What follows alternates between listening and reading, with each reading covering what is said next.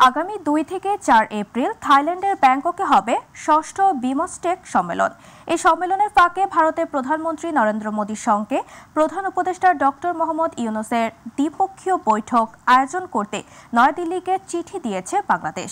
তবে গত 21 মার্চ ভারতীয় সংবাদ মাধ্যম হিন্দুস্তান টাইমস দেশটির সরকারের কয়েকটি সূত্রের বরাতে দাবি করে তাদের এই বৈঠকটি হচ্ছে না। কিন্তু ভারতীয় পররাষ্ট্রমন্ত্রী এস জয়শঙ্কর ডক্টর ইউনূস মোদি বৈঠকের সম্ভাবনা নাকচ করেননি।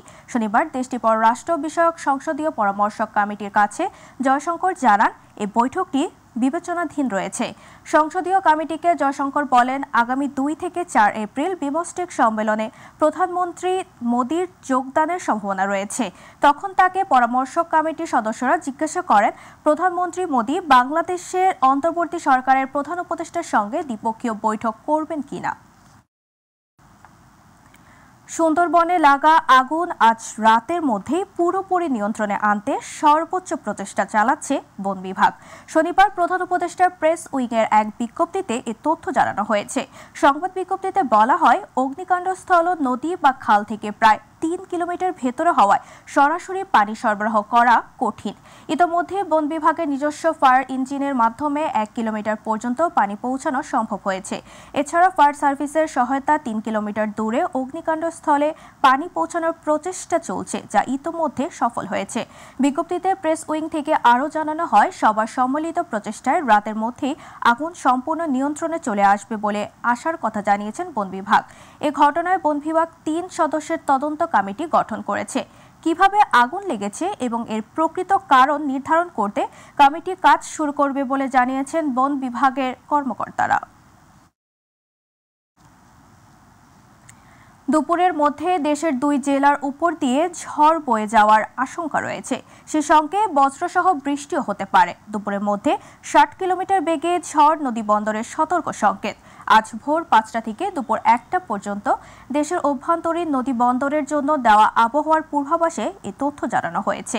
আবহাওয়া অধিদপ্তরের আবহাওয়াবিদ ডক্টর মোহাম্মদ আবুল কালাম মল্লিকের সই করা এক প্রেস বিজ্ঞপ্তিতে বলা হয়েছে, রংপুর এবং দিনাজপুরের উপর দিয়ে ঝড়ের আশঙ্কা রয়েছে।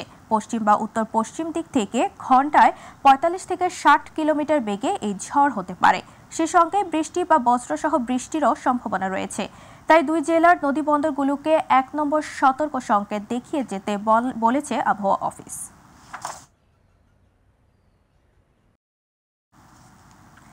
নিম্নমানের ইটের খোয়া দিয়ে চলছে সড়ক নির্মাণ। সড়ক নির্মাণ কাজে নিম্নমানের সামগ্রী ব্যবহার করার অভিযোগে নির্মাণ কাজে বাধা প্রদান করেন স্থানীয় এলাকাবাসী। স্থানীয়দের বাধার মুখে দ্রুতই ছিটকে পড়েন ঠিকাদার। এ ঘটনায় উপজেলা প্রকৌশল বিভাগের কর্মকর্তারা সড়কটি পরিদর্শনে গেলে ঠিকাদার সড়কের কাজ বন্ধ করে দেয়। এতে ক্ষুব্ধ এলাকাবাসী। তবে কর্মকর্তারা বলছেন, খোয়া পরীক্ষা করে পরবর্তী ব্যবস্থা নেওয়া হবে। প্রতিনিধি শেখ মমিনের তথ্যচিত্রে আরও জানাচ্ছেন আতিকুর রহমান তিতাস। নিম্নমানের সামগ্রী দিয়ে চলছে সড়ক নির্মাণ। সড়ক পাকাকরণ কাজে অনিয়ম ও দুর্নীতির অভিযোগ ঠিকাদারের বিরুদ্ধে। ঘটনাটি রাজবাড়ীর গোয়ালন্দ উপজেলার দৌলতদিয়া ইউনিয়নের 9 নম্বর ওয়ার্ডের। আর নিম্নমানের সামগ্রী ব্যবহার করায় অল্প দিনেই রাস্তাটি বেশি নষ্ট হওয়ার আশঙ্কা করছেন এলাকাবাসী। মাটি খোয়াটা দিছে, ইট পুরা মাটির মতো পুরা পচা খোয়া দিতেছে। এই রাস্তার মধ্যে তো কোনো কাজ হবে না। 2 দিন পর রাস্তা ভাঙ্গা গাড়িগুলো চলে বাদে পাল্টা উঠে আবার ফিরে যাই ডালাই ঠিক কিনা তো। উপজেলার স্থানীয় সরকার প্রকৌশল অধিদপ্তরের তত্ত্বাবধানে সড়কের কাজ পায় মেসার্স লুপিং এন্টারপ্রাইজ নামে একটি ঠিকাদারি প্রতিষ্ঠান। স্থানীয়দের অভিযোগ, ঠিকাদার এলজিডির কর্মকর্তাদের যোগসাজশে রাস্তা পাকাকরণে নিম্নমানের নির্মাণ সামগ্রী ব্যবহার করছে। ঠিকাদারের শাস্তিও চেয়েছেন অনেকে। রাস্তাটা করা আসলে ঠিক না। কিভাবে মানুষজন যাওয়া খুব কষ্ট হচ্ছে। এতদিন এভাবে রাস্তা সারলে তো ঠিক হবে না। শাস্তি না, তারা ভালো করে যাক, আমাকে শাস্তি চাই না, তারা ভালো করে যাক। এই 10 জনের রাস্তা শক্তিশালী করতে হবে। আমরা সরকার কাছে আবেদন করি এটা। এমনকি প্রতিবেদন প্রচার না করার জন্য প্রতিবেদককে ম্যানেজ করার চেষ্টাও চলে। এলাকাবাসী একটু খেয়াল রাখেন, আর আমি অবশ্যই নেওয়ার চেষ্টা করব।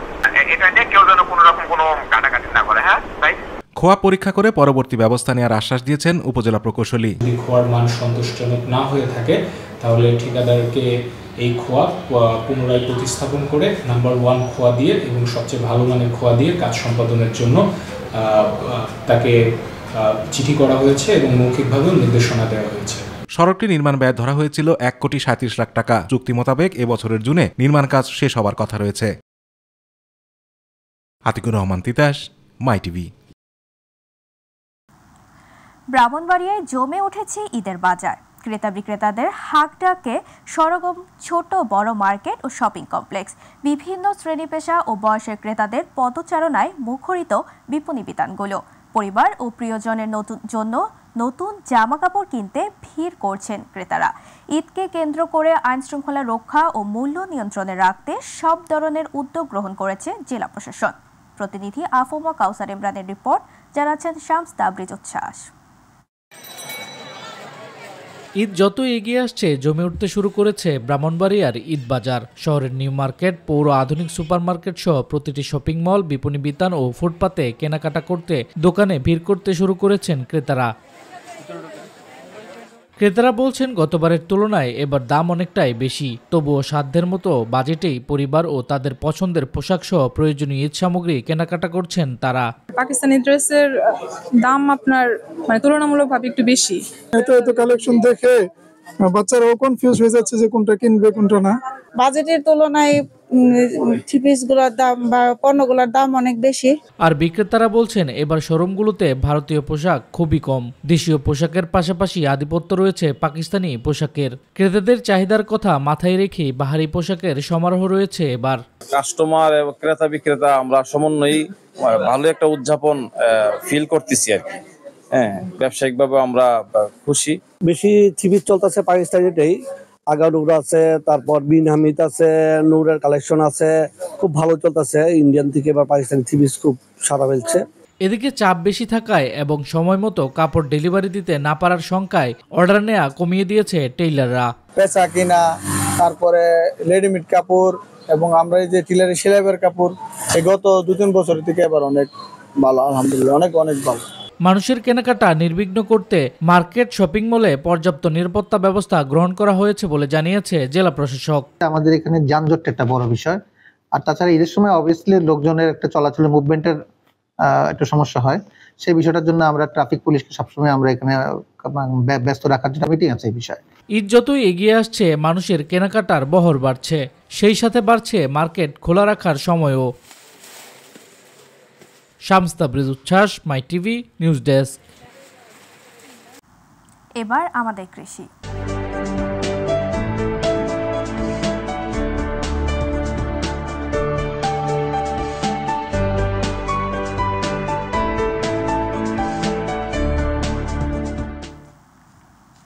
পবিত্র রমজানকে ঘিরে এখন জমজমাট দেশের অন্যতম বৃহৎ কুষ্টিয়ার মধুপুর কলার হাট।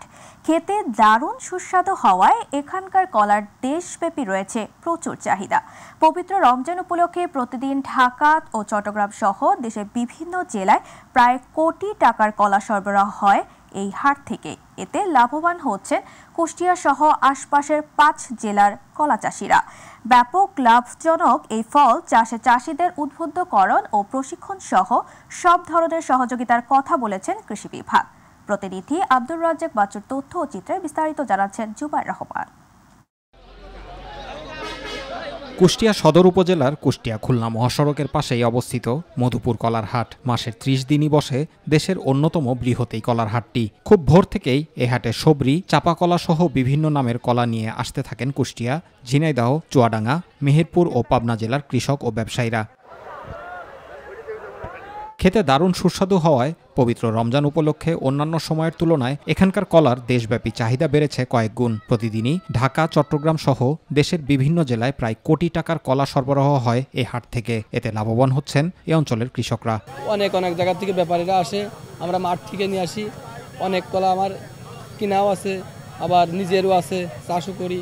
450 টাকা করে আনেছি, 460 টাকা বিক্রি হয়। আমি মাঠ করে বাগান ধরে কলা কিনি, এইখানে এসে বিক্রি করি। কলার আমদানি বেশি, পাটিও বেশি।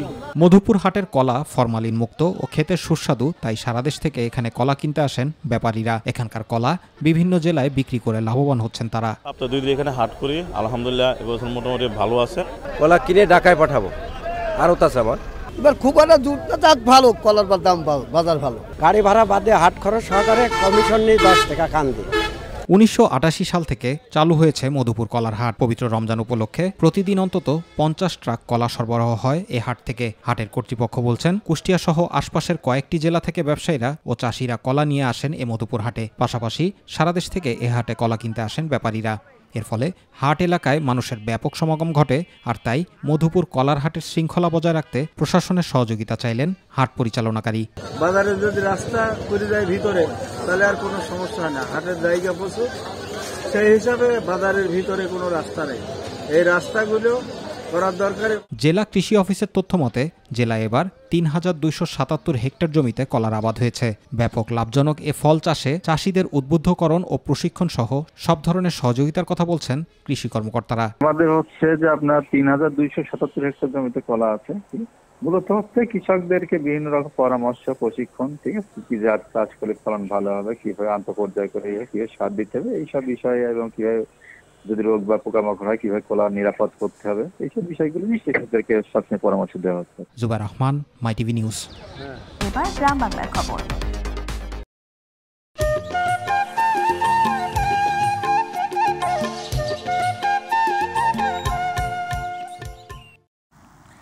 বিএনপির ভাইস চেয়ারম্যান নিতাই রায় চৌধুরী বলেছেন, সাবেক প্রধানমন্ত্রী শেখ হাসিনা এবং তার গোষ্ঠী এদেশ থেকে প্রায় 21 লাখ কোটি টাকা লুটপাট করে বিদেশে পাচার করেছেন।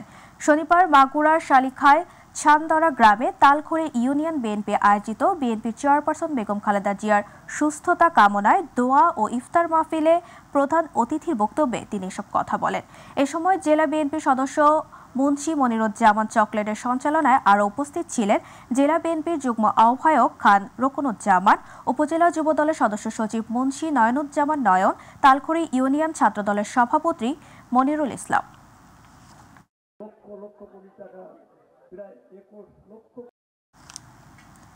আওয়ামী লীগ ও জাতীয় পার্টিকে বাদ দিয়ে নির্বাচন দিলে সে নির্বাচন অবাধ, সুষ্ঠু, নিরপেক্ষ হবে না। বৈধ প্রতিটি রাজনৈতিক দলের নির্বাচনে অংশ নেওয়ার সুযোগ দিতে হবে। বর্তমানে প্রতিযোগী কমিয়ে দেওয়ার যে রাজনীতি তা কখনোই সফল হবে না। সাবেক প্রধানমন্ত্রী শেখ হাসিনাও চেষ্টা করেছিল, তিনিও সফল হতে পারেননি বলে মন্তব্য করেন জাপান চেয়ারম্যান GM কাদের। শনিবার জেলা ও মহানগর জাতীয় পার্টির উদ্যোগে দোয়া ও ইফতার মাহফিলে অংশ নিয়ে সাংবাদিকদের এসব কথা বলেন তিনি। এ সময় জাতীয় পার্টির কো চেয়ারম্যান ও রংপুর মহানগর সভাপতি মোস্তাফিজার রহমান মোস্তফার সভাপতিত্বে বক্তব্য রাখেন জাতীয় পার্টির প্রেসিডিয়াম সদস্য ব্যারিস্টার শামীম হায়দার পাটোয়ারি, মহানগর জাতীয় পার্টির সাধারণ সম্পাদক SM ইয়াসির সহ জেলা ও মহানগরের সকল নেতাকর্মীবৃন্দ। জনসমক্ষে থাকো, তোমাদেরকে নির্মূল করার যে মানুষের মনে একটা তোমাদের সম্পর্কে ভুলে যাওয়া, তোমাদের মধ্যে হতাশা, এই সৃষ্টির জন্যই এরা এই সমস্ত পায়তারা করছে। এইসব পায়তারার সঙ্গে আমরা যথেষ্টভাবে আমরা ওয়াকিবহাল আছি এবং এইসব পায়তারা মোকাবেলা আমরা জীবন দিয়ে হলেও করব। বিএনপির প্রতিটি কর্মীকে দেশ ও দেশের জনগণের কল্যাণে কাজ করার জন্য নির্দেশনা দিয়েছেন বিএনপির ভারপ্রাপ্ত চেয়ারম্যান তারেক রহমান। বিএনপি দেশের মানুষের পাশে রয়েছে, আগামীতেও থাকবে বলে মন্তব্য করেছেন বাংলাদেশ সেনাবাহিনীর অবসরপ্রাপ্ত লেফটেন্যান্ট কর্নেল বিএনপির নেতা আসাদুল ইসলাম আজাদ। শনিবার টাঙ্গাইলের ধনবাড়ি বাসস্ট্যান্ড এলাকায় রিকশা, ভ্যান, CNG চালক সহ সকল জনসাধারণের মাঝে ইফতার বিতরণ শেষে ভাইঘাটের দলীয় কার্যালয়ে সাংবাদিকদের তিনি এসব কথা বলেন। দলকে এগিয়ে নিতে ও দেশের মানুষের শান্তি বজায় রাখতে সর্বদা সকল নেতাকর্মীকে তৎপর থাকার আহ্বান জানান তিনি। এ সময় আরও বক্তব্য দেন স্থানীয় বিএনপি নেতা তারা মিয়া সহ অন্যান্যরা।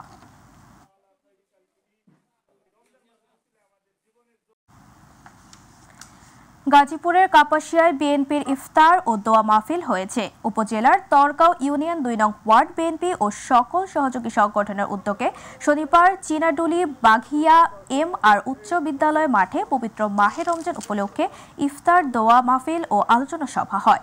তরগাঁও ইউনিয়ন 2 নং ওয়ার্ডের বিএনপির সভাপতি মোহাম্মদ মামুনুর রশিদের লিটনের সভাপতিত্বে প্রধান অতিথি হিসেবে বক্তব্য রাখেন তরগাঁও ইউনিয়ন বিএনপির সভাপতি মোহাম্মদ বদরুজ্জামান ব্যাপারী। বিশেষ অতিথি হিসেবে বক্তব্য রাখেন তরগাঁও ইউনিয়ন বিএনপির যুগ্ম সাধারণ সম্পাদক মোহাম্মদ দেলোয়ার হোসেন সর্দার। বক্তব্য রাখেন ঢাকা বিশ্ববিদ্যালয়ের সাবেক ছাত্রদল নেতা মোহাম্মদ গোলাম মোস্তফা সহ স্থানীয় নেতৃবৃন্দরা।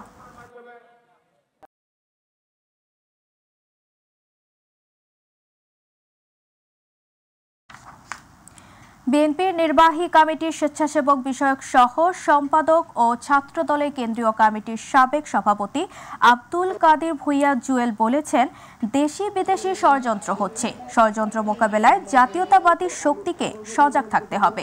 শনিবার নরসিংদীর বেলাবো উপজেলার বাজনাবো সৈয়দপাড়া দারুল উলুম মাদ্রাসা মাঠে ইউনিয়ন বিএনপি ও অঙ্গ সংগঠন কর্তৃক আয়োজিত বিএনপির কেন্দ্র ঘোষিত কর্মসূচির অংশ হিসেবে ইফতার ও দোয়া মাহফিলে প্রধান অতিথির বক্তব্যে তিনি এসব কথা বলেন। বাজনাবো ইউনিয়ন বিএনপির সভাপতি সাখাওয়াত হোসেন শাকেরের সভাপতিত্বে বিশেষ অতিথি হিসেবে উপস্থিত ছিলেন সিঙ্গাপুর বিএনপির সভাপতি মোহাম্মদ কামরুল শহীদ, নরসিংদী জেলা বিএনপির সাবেক প্রচার সম্পাদক মোহাম্মদ মঞ্জুর মোর্শেদ, স্বেচ্ছাসেবক দল কেন্দ্রীয় কমিটির সাবেক সদস্য এস.এম. শৈবাল হোসেন সহ জেলা উপজেলার নেতাকর্মীগণ।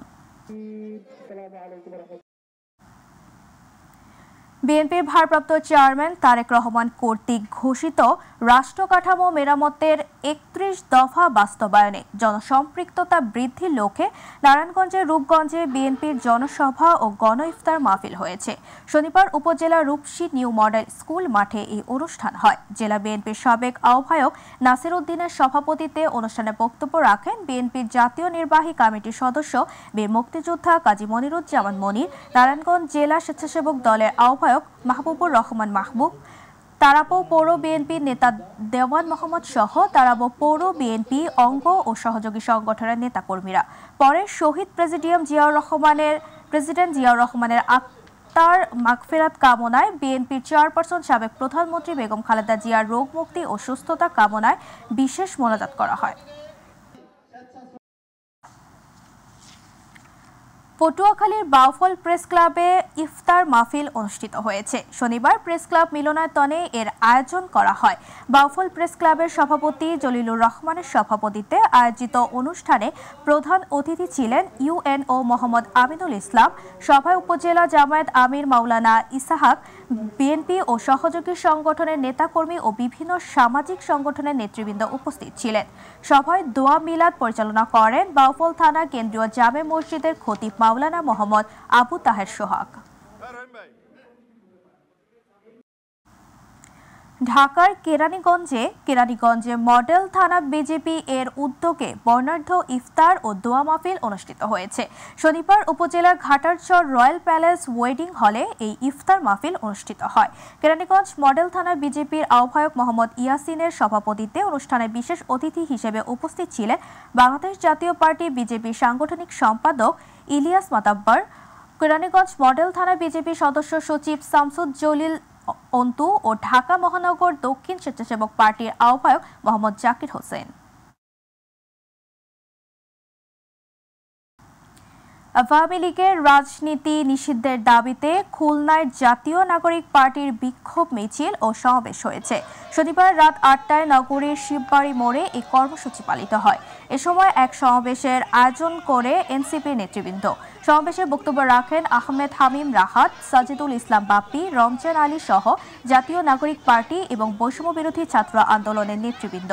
সমাবেশে বক্তারা বলেন, আওয়ামী লীগের পুনর্বাসনের পরিকল্পনা করা হলে তা কঠোর হাতে দমন করা হবে।